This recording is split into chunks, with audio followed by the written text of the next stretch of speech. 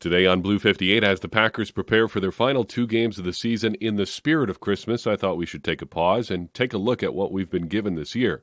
Where have we been given the biggest gifts as Packers fans? Blue 58! Hello and welcome to another episode of Blue 58, the one and only podcast of thepowersweep.com.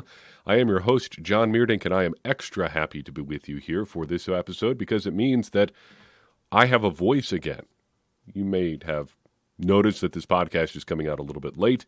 We had intended to get in the studio to record on Tuesday, but as has been the case far too often this year, our family got sick again over Christmas. The youngsters started getting sick last Thursday or Friday, which meant that me and my wife started to get it on Saturday and Sunday, and, well, it's kind of been a slow recovery process since then, and I had absolutely no voice at all on Tuesday, and then I realized Wednesday I did the podcast equivalent of going through warm-ups and seeing how things felt, had everything prepped and ready to go, and sat down and just sounded like a frog croaking into the microphone. You can probably still hear it a little bit, but it was much worse yesterday. Anyway, we're going to try to give it a shot. We've got some pumpkin spice tea on hand, and we'll just take this as slow as we need to go to get through it, because there's a lot of things that we get through, and then we'll be back again tomorrow, or Saturday perhaps, with a look at the Minnesota Vikings.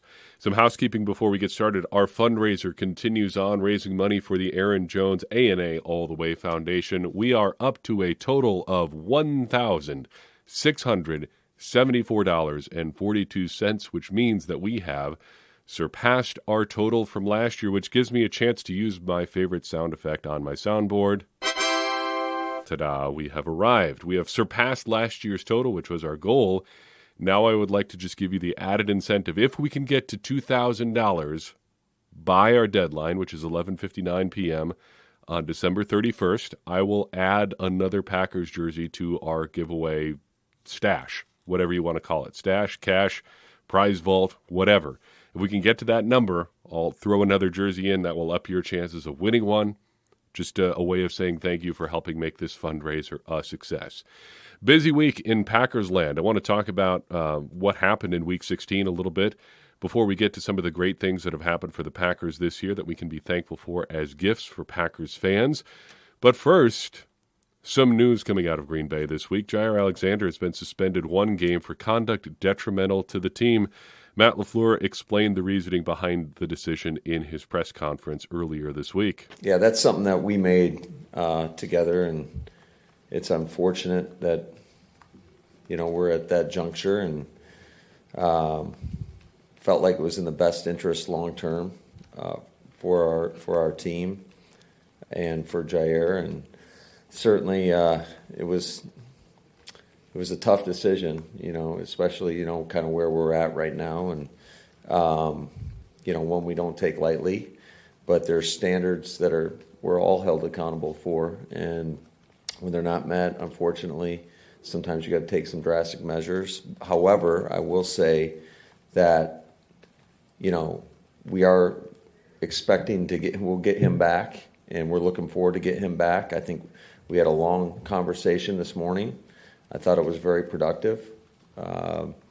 And, I think in the long run, although it's painful now, I think we're all going to be better for this moving forward. To me, the key takeaway here is that there were standards and expectations that he did not live up to. LaFleur did not go on to enumerate exactly what those standard and expectations are, but I harp on that line because it's almost exactly what he said a little over a year ago, November 15th, 2022, when the Packers cut Kylan Hill and also Amari Rodgers on the same day, but specifically Kylan Hill. Here's what he had to say when they cut Hill at the time, tried to find audio of it, could not track it down. But speaking about it at the time, he said, quote, "Being a member of the Green Bay Packers, it's a privilege. There are standards and expectations that are placed on every member of this team that we expect guys to live up to," end quote. It goes on beyond that, but basically he did not meet the standard that they had set for him at the time. Kylan Hill didn't, and Jaire Alexander is not or has not met the standard the Packers have asked him to live up to as well. LaFleur was careful, and he was asked directly about this, whether it was to do with the coin toss incident against the Carolina Panthers on Sunday. He said that was not the case. Just to recap, if you have somehow missed that storyline this week, Jaire Alexander appointed himself, I guess technically a captain, went out for the coin toss on Sunday against the Carolina Panthers, being that he's from the Charlotte area. I guess he felt he was owed that. He called the coin toss, made the call correctly, made the subsequent decision incorrectly. So if you don't know, if you're out at the coin toss, it's not just a two-part decision, kick or receive. You actually have a three-part decision. You can kick, you can receive, or you can defer your decision to the second half.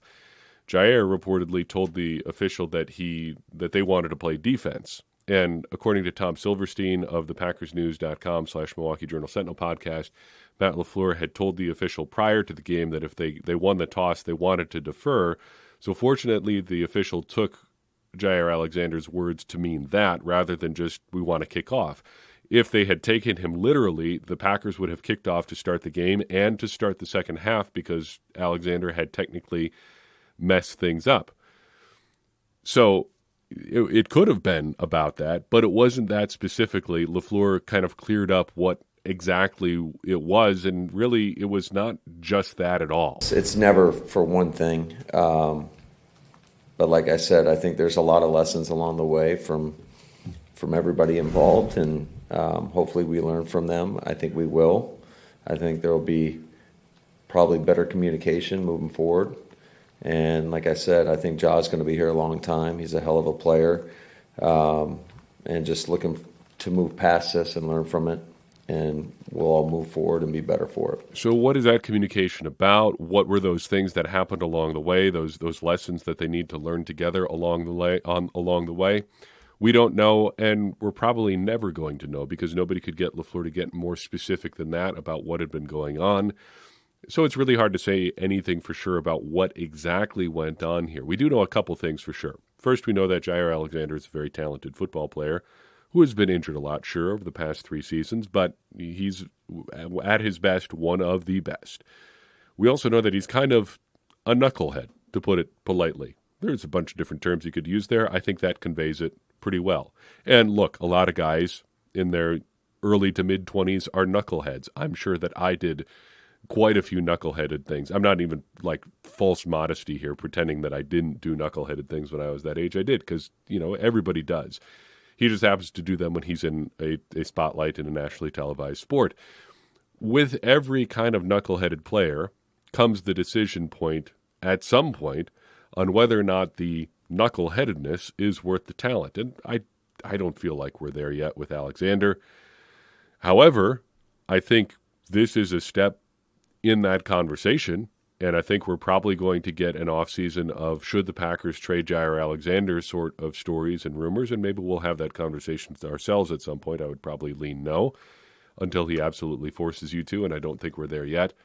But certainly it seems like this is taking a step down that path. But we don't know what happened. We don't know exactly why this all went down. Other than that, it's a combination of things, and everything is always a combination of things unless you do something really singularly bad. So I think that's all that really needs to be said about this. The Packers have suspended Jaire Alexander, and I guess stay tuned. To loosely quote Terrell Owens, get your popcorn ready, or maybe keep it ready for a while, because I feel like we are going to have this conversation a few more times in the next few months and maybe years. Okay, Week 16. Good win for the Packers. Not the best game overall for the Packers, but the Packers needed a win, and they got it. They got it perhaps despite their defense, but there were some good things in this game too. The first and I think biggest one has to do with Jordan Love. It's annoying that Jordan Love's performance, I think in the back half of the season, has largely, I think down the stretch, been overshadowed by Joe Barry and the defense. Maybe this is just how sports media works. Maybe I've contributed to this. I don't know. But it seems like there always ends up being one storyline that engulfs a whole team, for better or for worse. Sometimes it's the right storyline. In 2020, everybody was dealing with the pandemic. But for the Packers, it just ended up being, how great is Aaron Rodgers playing this year? And can it continue? The answers to those storylines is very great and no, I guess. Because even as well as he played in the NFC Championship game, there's always people who are going to want more. And, maybe he could have played better. I think you understand what I'm saying, though, here. That was the right storyline about the 2020 Packers. How great is Aaron Rodgers? That probably overshadowed some other issues with that team. This year we're dealing with a defense that cannot get out of its own way. And we'll talk about the defense here in a second. But Jordan Love is ascending and maybe is really showing what the Packers should be thinking about this offseason as far as whether or not they should re-sign him. Checking back in on our, one number tells the whole story figure of adjusted net yards per attempt. And I use that description loosely because one number is never going to be perfect, but this is a pretty good one. In his last 7 games, Jordan Love has posted an adjusted net yards per attempt of 7.5 or higher 5 times, 5 of the last 7 games. His 8-game trend, and all these numbers are available at thepowersweep.com if you click on our resources tab, his 8-game trend is at 7.33, and that's significant because Aaron Rodgers finished last season with an 8-game adjusted net yards per attempt trend of 6.29. So Love is almost a full yard better than Rodgers was toward the end of 2022. He's also got a 16-game trend of 6.24, which for the first time puts him ahead of Aaron Rodgers at the exact same point in their careers.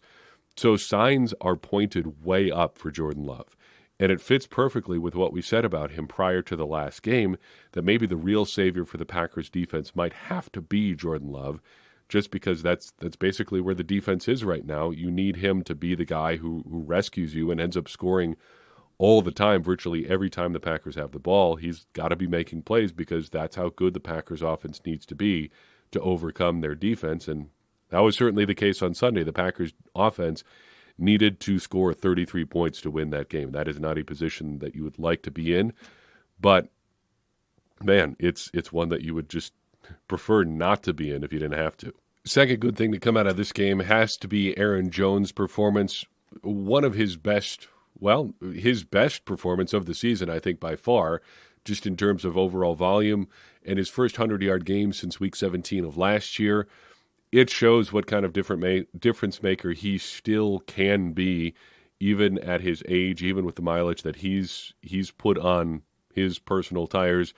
Just with the injuries that he has had this year, he showed that, and against a defense that admittedly isn't just chock full of world beaters, but he showed what a difference he can make with this offense. And as good as Jordan Love played, he kind of backed up the conventional wisdom that a great running game, it does all the things that all the old school coach speak stuff tells you it can do. It keeps you on schedule. It puts you in easy down and distance situation. It wears down the defense. Jordan Love answered questions about that after the game, said he loved having Jones back in the lineup, and I thought, it was worth sharing some of his perspective there just on what Jones means to the team. I mean, it's huge. When you can run the ball first, second down and get huge gains and kind of just convert and keep those drives rolling, it's huge. It takes pressure off the pass game and keeps the defense on their heels, trying to find ways to stop the run. But I think just the way we started, running the ball in those first couple of drives was huge and got us going. And I'm not saying that Jones has to be that good in Week 17 and 18 to get the Packers to the playoffs or at least help them win out, but it sure could not hurt. Speaking of things that will help, if not be absolutely essential, Lucas Van Ness continues his quiet improvement over the second half of the season. He had 2 pressures against the Carolina Panthers, which gives him 5 straight games with at least 1. According to our pressure rate stats at thepowersweep.com, he's now got a true pass set pressure rate of more than 9% on the season. We're getting close to some very, very good thresholds for Lucas over the course of the season. He's really come on strong over the second half. But as to the defense, the big screaming negative coming out of the Packers' win over the Panthers was their defense. And I have been pretty strongly in favor of making a change at defensive coordinator, even if I wrote a thing for acmepackingcompany.com about getting used to the idea of playing or of seeing Joe Barry back for 2024, even if I presented that case here on the podcast. That doesn't mean I think it's a good idea. I think the Packers should make a change at defensive coordinator, and I think they should have fired Joe Barry after the Buccaneers game, if not prior to that this year. I understand Matt LaFleur's arguments for not making the change, even if I don't agree. But whether or not it is the right decision or not to have fired Joe Barry earlier this year, this is what they're going with. They're sticking with him for the end through the end of the 2023 season. This is just how it's going to be. And I think we saw after this game on Sunday that LaFleur really isn't defending the defense anymore, but he is putting more on the offense's plate. That was definitely frustrating. I think, but it wasn't just on the defense. I mean, offensively, you got to give them a breather, especially if we're bleeding a little bit defensively. We got to find a way to, put together a scoring drive. We got to find a way to get some first downs to allow those guys to recover, recoup. Momentum's a crazy phenomenon, and I think they got the momentum in the second half, and they were rolling in every phase. Now, surely LaFleur realizes this, but he is walking a very tricky line with the standard he's setting for the offense, I think, in those remarks and basically just after the game. On the one hand, it's true. This is just how it is. The defense isn't going to change. The personnel isn't changing. The play caller isn't changing. This is the defense that the Packers have. So when he says we need more from the offense in the second half, that is just a fair assessment of where the Packers are. Yeah, we just need more from the offense because the defense isn't going to give us anything at all, even against the relatively hapless Carolina Panthers. But on the very large other hand, how much more can you really ask for from this Packers offense, given what they had at receiver by the end of this game? They're finishing out that game with a healthy receiving core of Romeo Doubs, Malik Heath, Bo Melton, and Samori Toure. So you've got a second-year day 3 guy, an undrafted free agent in Malik Heath, a second-year 7th-round pick in Samori Toure, and another second-year 7th-round pick in Bo Melton, who's already on his second NFL team. That is not a murderer's row of talent, and I'm fairly high on a few of those guys. And even with that, look at what the Packers put up over the course of this game. Now, obviously, it's not all the same in terms of personnel availability throughout the whole game, but just look at what the Packers did on offense in this game on a drive-by-drive basis. The Packers scored on their first 4 drives in this game. Touchdown, touchdown, field goal, touchdown. They get the ball back right before the end of the half. They throw up a Hail Mary. It doesn't connect, but at least they had a shot to score there. Second half, they go 3-and-out to start. But then a 9-play, 66-yard touchdown drive, a 3-and-out, a 3-and-out, then a 9-play, 61-yard field goal drive. So yes, some 3-and-outs in there. But overall, 7 scoring drives and 7 drives that produced points out of their 10 quote-unquote real drives. That's impressive. And you also, if you throw in there, even if you don't consider it a real drive because of the end-of-half situation, they at least had a chance to score on the Hail Mary drive. So really, 8 out of 11 there. That is insanely good. I understand that the 3-and-outs are bad. We've talked about complementary football, I think, ad nauseum this year, and that's the epitome of bad offensive complementary football. Sure, those are bad, granted.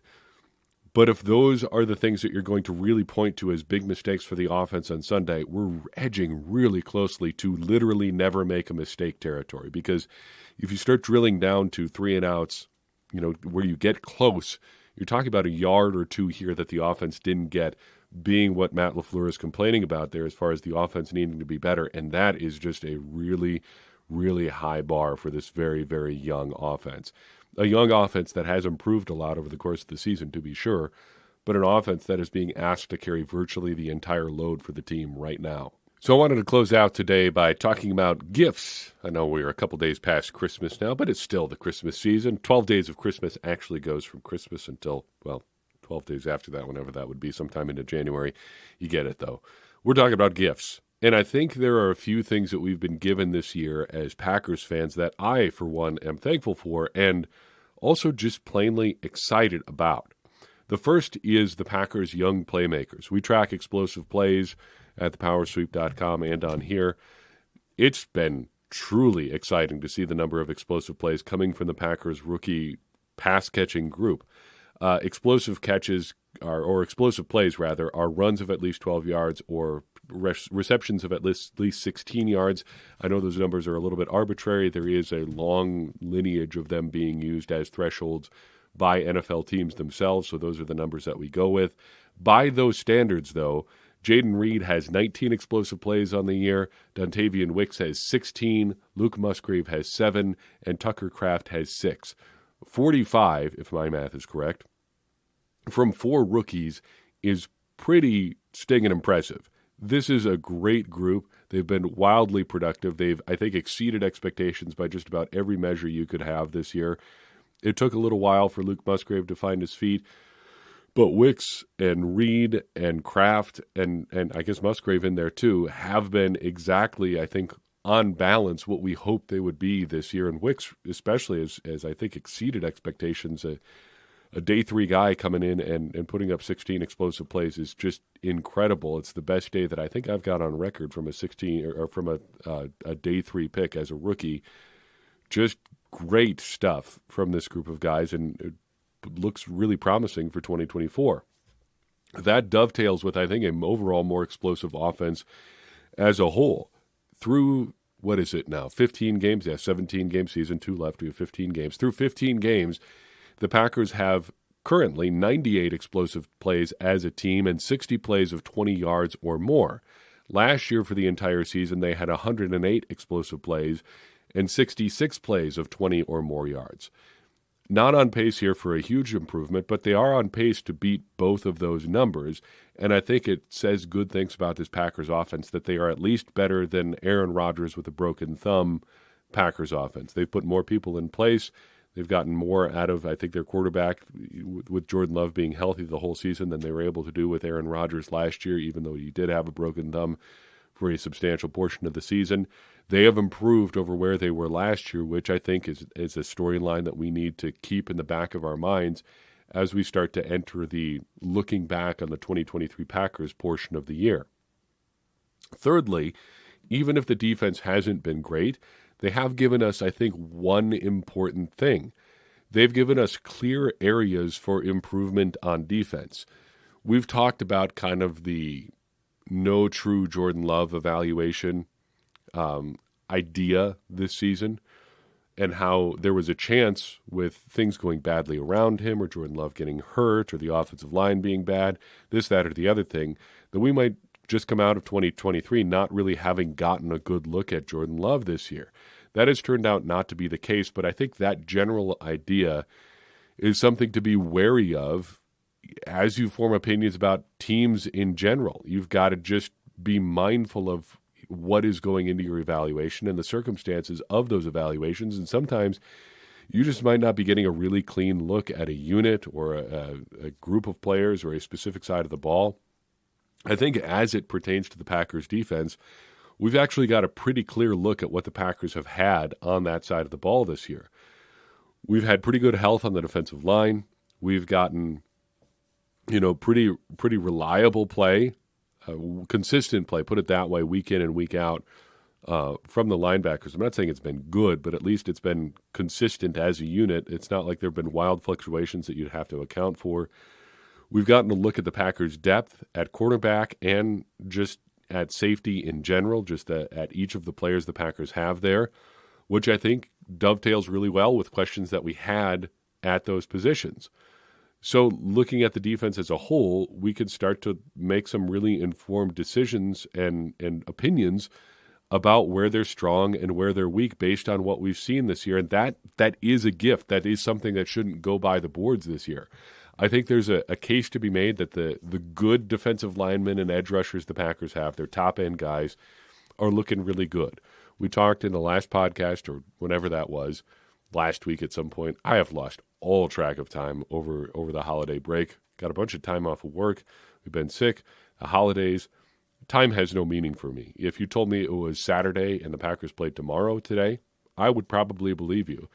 Because every day has felt like Saturday for a while here, because that's just how it is. Anyway, the last time we talked about how Devontae Wyatt has been one of the Packers' better defensive linemen this year, how Kenny Clark is playing well, how Preston Smith is playing well, how Lucas Van Ness is playing pretty well, how Rashawn Gary is doing the things you want from Rashawn Gary pretty well to really well. The guys that you need to play well and that you would expect to play well basically have this year.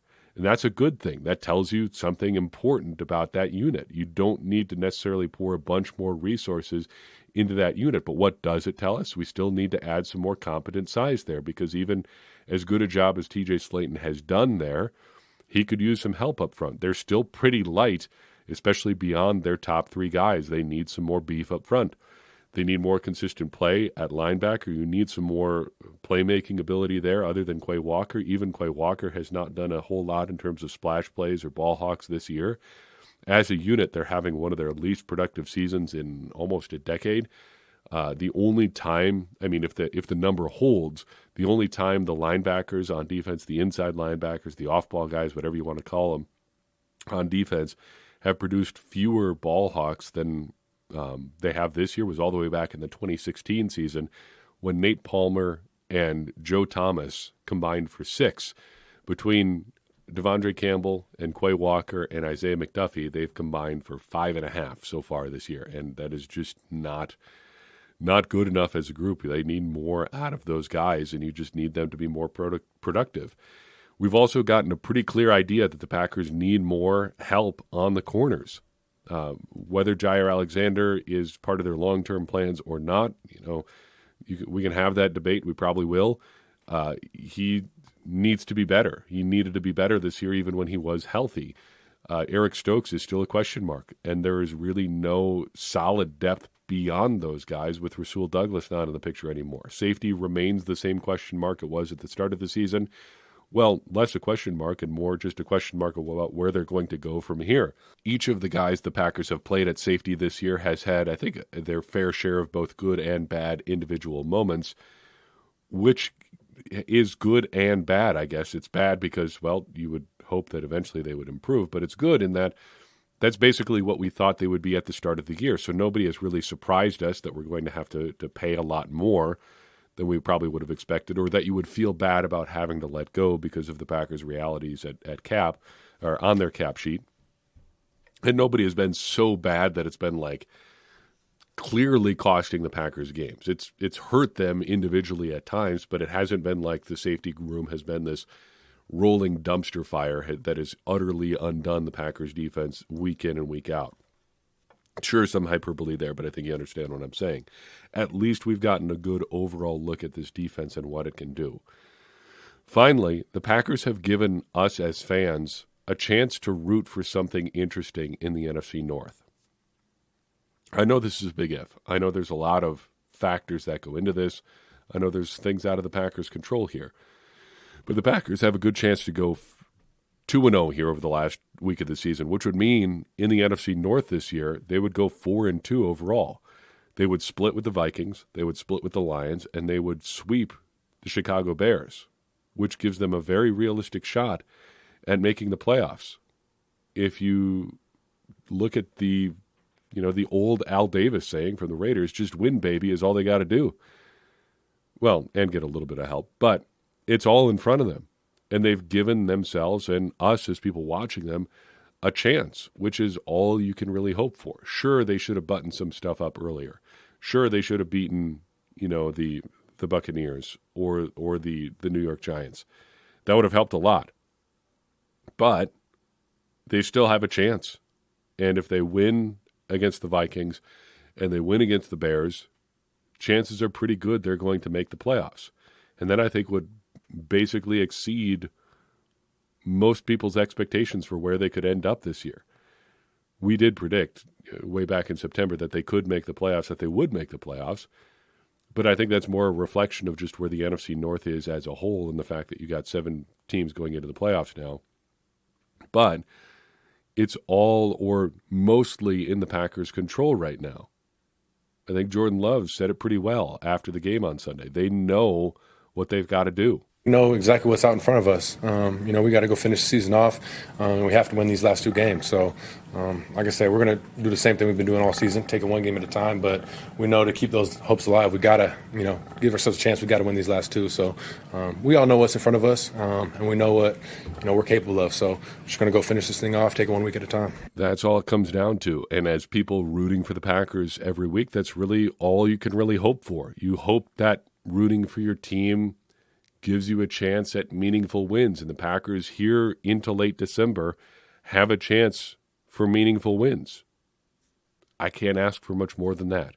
I suppose I could ask you to head over to thepowersweep.com and donate to our fundraiser.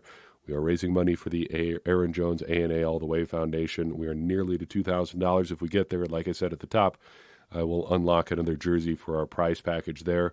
Could give you another chance to win there.